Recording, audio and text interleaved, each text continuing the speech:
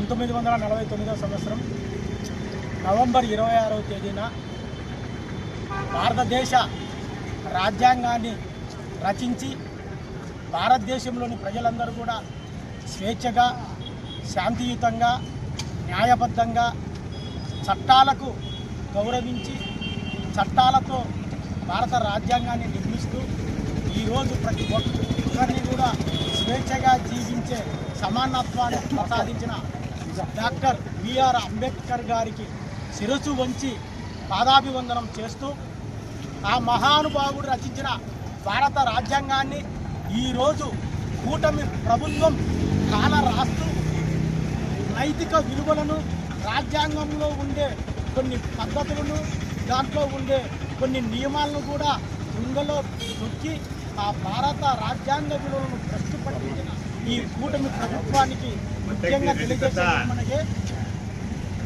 ఈ భారత రాజ్యాంగంలో ఉండే విలువలను తెలుగుదేశం పార్టీ ఏర్పడిన తర్వాత కూటమి ప్రభుత్వం వైఎస్ఆర్సీపీ కార్యకర్తలను, నాయకులను, మహిళలను కూడా చూడకుండా రాష్ట్ర వ్యాప్తంగా వారిపై దాడులు, హత్యలు, మానభంగాలు చేస్తూ రాష్ట్ర స్థితిని, గతిని అగమ్య గోచరంగా మార్చే దుస్థితికి ఈ కూటమి ప్రభుత్వం దిగజారింది.